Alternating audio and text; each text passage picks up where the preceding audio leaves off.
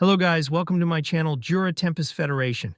This video contains spoilers from the Tensura light novel. This video is continuation video after Demons Assemble. So if you have not watched, please watch it, the link is in the description below. But before we proceed, please like, subscribe to my channel, and hit the notification bell for further updates. Now, we just had to wait for them to wake up. Oh yeah, it's inconvenient not to name them. And just as I thought so, oi oi oi, what have you guys been up to since last time? Yahoo, Rimuru, did Diablo bring his subordinates? Are you going to introduce them to DINO, Ramirez, and Veldora demonstrated their hobby of rubbernecking and ran to us. Just as Ramirez said, Diablo has brought his subordinates.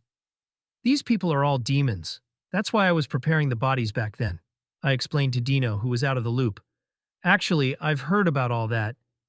Then why are you so surprised if you've already heard about it? This is another miraculous sight. Diablo sure is incredible, to suddenly assemble so many demons. Ah, it was because of the large gathering. Indeed, there definitely were a lot of them. It was thanks to Veldora's remark that I realized why DINO was shocked. Had I not heard about it beforehand, I would have been even more shocked. No, that's not all. I was kind of scared as well, since the three over there seemed to have lived for a long time. Ramirez admitted with a flabbergasted expression, while DINO nodded along. Oh, they appear to be the ancient species of the ruling class. They apparently have lived over 1,000 years, I added. Did you make a mistake somehow? What mistake? There's no way Raphael-san's explanation could have been mistaken. Negative. It is a misunderstanding. Because there is no knowing the precise time and year of their existence, the deduction is purely speculative. The so-called lived for over 1,000 years can even include those who have remained alive for over 30,000 years. I see. This was the correct definition. The one description, lived for over 1,000 years, included 3,000, 4,000, and even 10,000 years. Raphael didn't make a mistake, but it wasn't necessarily the correct interpretation either. Even if you guys say so. It's inappropriate to ask a girl her age, warned Ramirez. Gahahaha, I learned about this lesson as well. It will make you seem like a troublemaker and piss people off, Veldora boasted. In any case, how long they've lived isn't that important. It's enough to know that the powerful demons of the ruling class have become our companions. If Rimuru can accept that, I won't object. What an impressive mindset. I wouldn't be able to mimic it. Kufufufufu, as expected from Rimuru-sama. What you meant must be, it didn't matter how long they've lived, but how they've lived? While Ramirez and Veldora voiced their opinions, Diablo seemed to have given a really good summary. Feeling slightly embarrassed, I still nodded in agreement nonetheless. DINO and the others' interruption almost made me forget about what I was going to do. I wanted to name the demons. Let's cut to the chase this time. I planned on giving them supercar names like Diablo. I wasn't trying to imply that their price tag indicated their strength, but was simply just borrowing the names of premium sports cars. From today onward, you shall be known as Testarossa, Ultima, and Carrera, I announced in a majestic tone to the three golden skeletons floating inside the growth capsules. The first female had exquisitely shining white hair and snow-like pale skin. In contrast to her porcelain skin, her elegant eyes and soft, striking lips were a brilliant shade of crimson. That touch of red reminded me of the beautiful Ferrari Testarossa sports car. The violet-haired, energetic girl was the one I named Ultima. She was full of energy, a characteristic quite reminiscent of the Ultima GTR supercar. Carrera, which went without saying, referred to the famous Porsche automobile. The blonde-haired girl had a pair of coquettish eyes, just like this famous car that picks its owner. Hold on, oi! DINO alone scrambled in a panic. You can't just name these people so casually. It was too late to give advice like that now. There was no use panicking at this point. Look at Ramirez and Veldora. They weren't the slightest bit freaked out. Isn't he always like that? It's normal for Rimuru to do something like this. And so on and so forth. They quickly changed the topic thereafter. As soon as I finished speaking, the three archdemons completed their possession. Flesh and blood vessels began to cover the golden skeletons, quickly shaping into the naked bodies of goddesses. Soon after, magicules transformed into clothes that covered their bare skin. The growth capsules shattered, unable to contain the yuki that was surging from their bodies. That was to be expected. After all, due to my naming, they had all evolved to demon peers.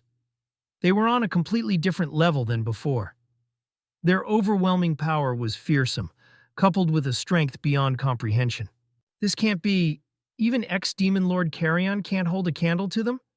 Hey, just how deep does this rabbit hole go? Thank goodness I'm not hostile to Rimuru, DINO moaned, though no one paid attention to him. Vesta, who arrived late, was mumbling in a corner by himself. I didn't see anything. Ahaha, I don't know. Nope, saw nothing. None of my business. Watching him mindlessly bash his head against the wall, repeating the same words, was truly saddening. But let's just pretend we didn't see that. And just like that, we called it a day. Depleting my magicule stores was never good. I gotta be more careful. To see how much more I could spare, I should take it easy and name a couple more. I suppose it was the right choice to limit the naming to 3 people a day.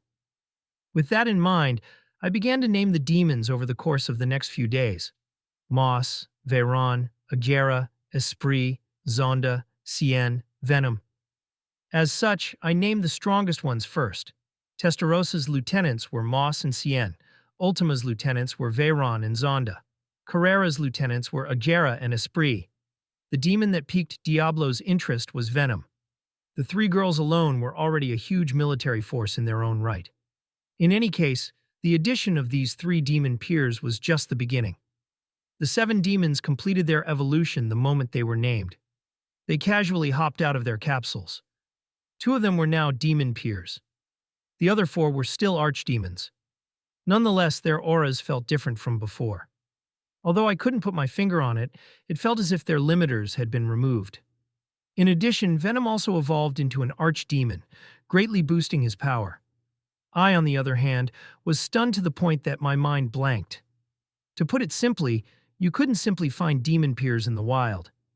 They were all legendary demons that reigned supreme, like the demon lords.